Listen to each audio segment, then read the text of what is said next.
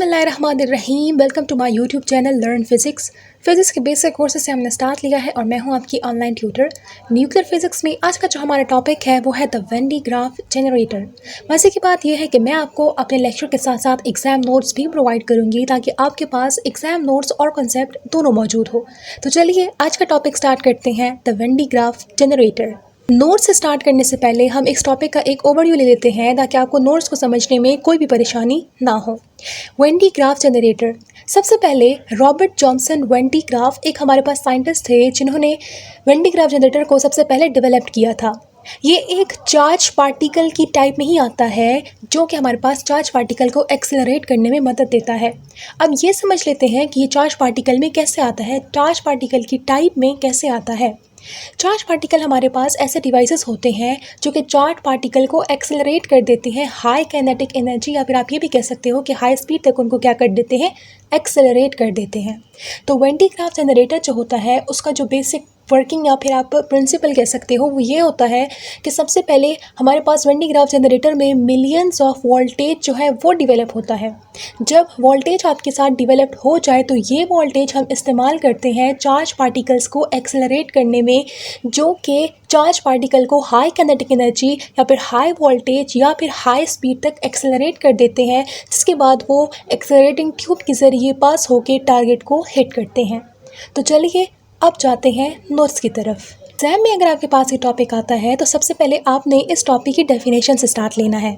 Definition: An electrostatic generator used to produce very high voltage direct current is called Van de Graaff generator. When de Graaff generator आपके पास एक electrostatic generator होता है।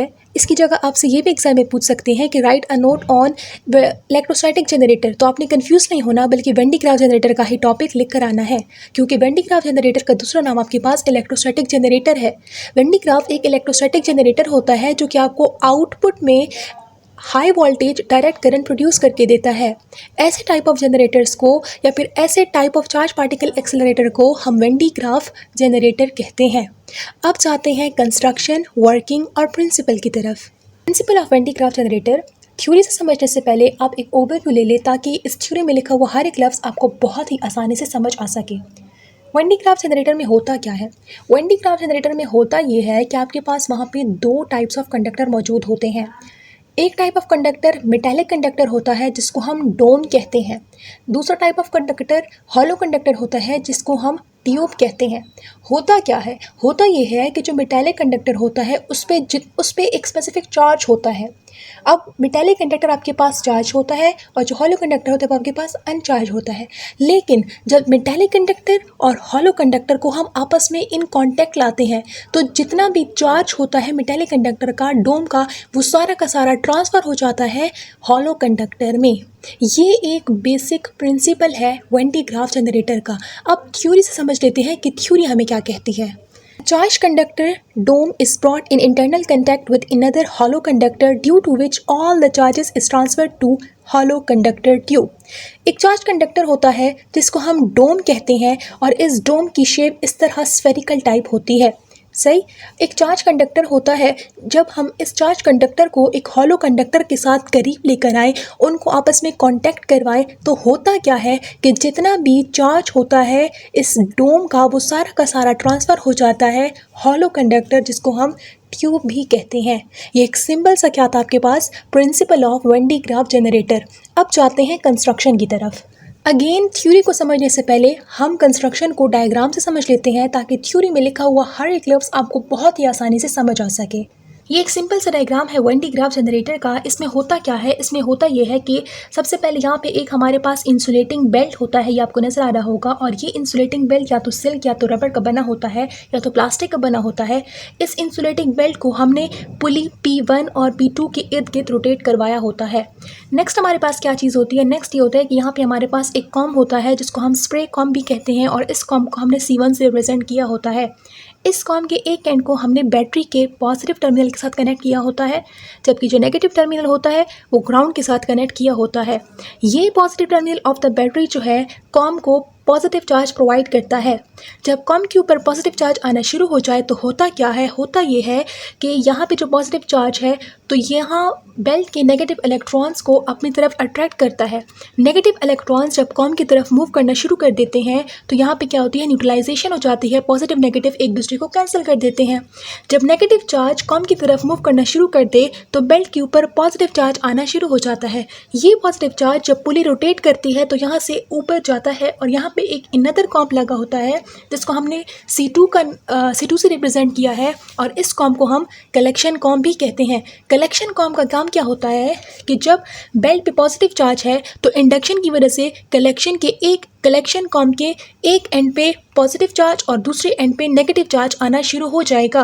अगर यहाँ पे belt पे positive charge है तो कलेक्शन कॉम्प के इस साइड पे नेगेटिव चार्ज होगा और जबकि दूसरी साइड पे पॉजिटिव चार्ज आना शुरू हो जाएगा। यहाँ पे अगेन क्या होगा, न्यूट्रलाइजेशन होगी, पॉजिटिव नेगेटिव चार्जेस आपस में एक दूसरे को कैंसिल आउट कर देंगे और जो कॉम्प का पॉजिटिव चार्ज होगा ये आपके पास क्या है, स्फेरिकल डोम है, जो आपको मैंने प्रिंसिपल में भी बताया। यहाँ पे सारा का सारा चार्ज आना क्या हो जाता है, शुरू हो जाता है।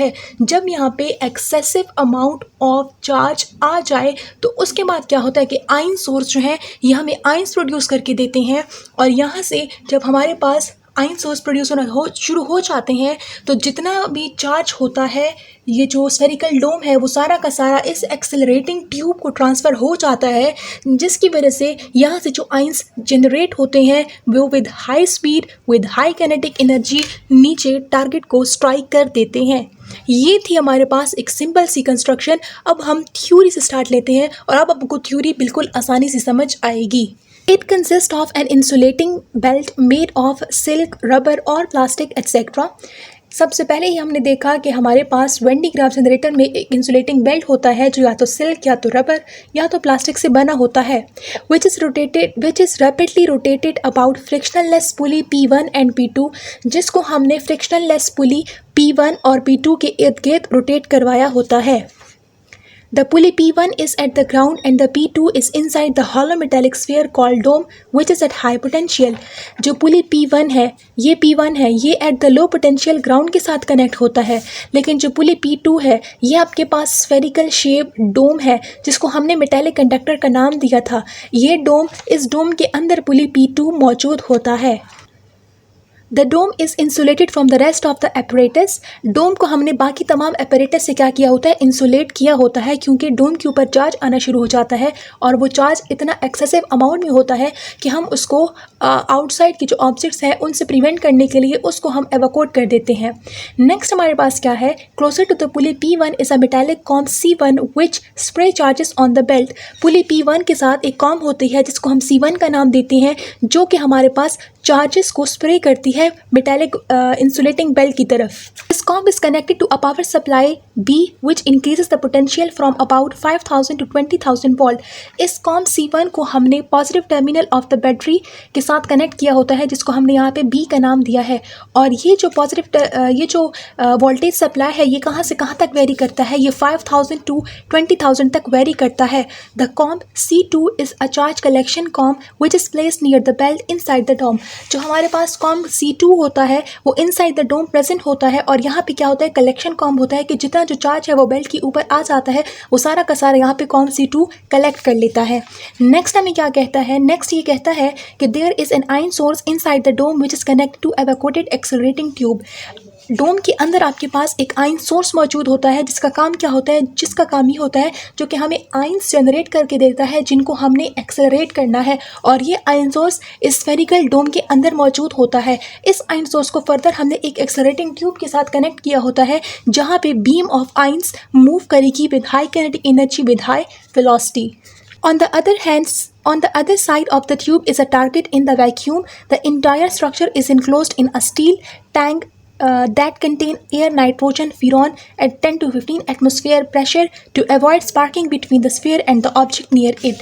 ये जो मेटालिक यहाँ जो आयन सोर्स है यहाँ पे एक्सेलरेटिंग ट्यूब होता है, जो आयंस होते हैं वो in the form of beam इस एक्सेलरेटिंग ट्यूब में मूव करते हैं। यहाँ पे हमारे पास टारगेट होता है और ये जब यहाँ से with high kinetic energy with high velocity move करते हैं तो एट द एंड नीचे टारगेट पे स्ट्राइक कर देते हैं। इस होल सेटअप को, ये जितना भी सेटअप है, ये जितना भी एपरेटस है, इसको हमने इस स्टील टैंक में इनक्लोज किया होता है। और ये स्टील टैंक किस चीज़ से बना होता है, इसके अंदर कौन कौन से गैसेस मौजूद होते हैं, वो एयर, नाइट्रोजन और वीरान होता है, जिसको हमने 10 to 15 एटमॉस्फेरिक प्रेशर में रखा होता है। और इन गैसेस का काम ये है, हमारे पास होता क्या है कि जब हमारे पास हाई जो मेटेलिक डोम होता है वहाँ पे कॉन्टीन्यूसली चार्ज के ट्रांसफ़र की वजह से बहुत हाई वोल्टेज या फिर बहुत ज़्यादा चार्जेस एक्यूमुलेट हो जाते हैं, जिसकी वजह से स्पार्किंग का ख़तरा होता है। जो एटमॉस्फेयर या फिर आउटसाइड जो करीबी ऑब्जेक्ट्स होते हैं उनके साथ स्पार्किंग का ख़तरा होता है, जिसकी वजह से हम इस तमाम सेटअप को एवोक्यूएट कर देते हैं एक स्टील टैंक में। अब चाहते हैं हम working of Van de Graaff generator की तरफ। वर्किंग को भी हम सबसे पहले क्या करते हैं, डायग्राम से समझ लेते हैं, ताकि थ्योरी का हर एक लफ्ज़ आपको समझने में बहुत ज़्यादा आसानी हो सके। यहाँ डायग्राम से हम लोग स्टार्ट लेते हैं। वर्किंग में सबसे पहले क्या होता है कि ये जो बैटरी होती है, यहाँ से हमारे पास पॉजिटिव चार्जेस कॉम की तरफ आना शुरू हो जाते हैं। जब कॉम पे बहुत ज़्यादा चार्जेस आना शुरू हो जाते हैं, पॉजिटिव चार्ज आना शुरू हो जाता है, तो होता क्या है, होता ये है कि जो कॉम होता है ये इंसुलेटिंग बेल्ट के नेगेटिव इलेक्ट्रॉन्स को अपनी तरफ अट्रैक्ट करता है। क्यों? क्योंकि कॉम के ऊपर पॉजिटिव चार्ज होता है और पॉजिटिव और नेगेटिव आपस में एक दूसरे को अट्रैक्ट करते हैं। यहाँ से जो नेगेटिव चार्जेस होते हैं वो positive charge of the com की तरफ मूव करना शुरू कर देते हैं, जिसकी वजह से न्यूट्रलाइजेशन हो जाती है। पॉजिटिव और नेगेटिव चार्जेस एक दूसरे को कैंसिल आउट कर देते हैं। नेगेटिव चार्जेस की मूवमेंट की वजह से इंसुलेटिंग बेल्ट के ऊपर पॉजिटिव चार्ज आना शुरू हो जाता है। अब जब ये पुली रोटेट होती है यूं करके, तो यहाँ से जो चार्ज होता है वो इस तरह ऊपर जाता है और यहाँ पे हमारे पास एक कॉम होता है C2।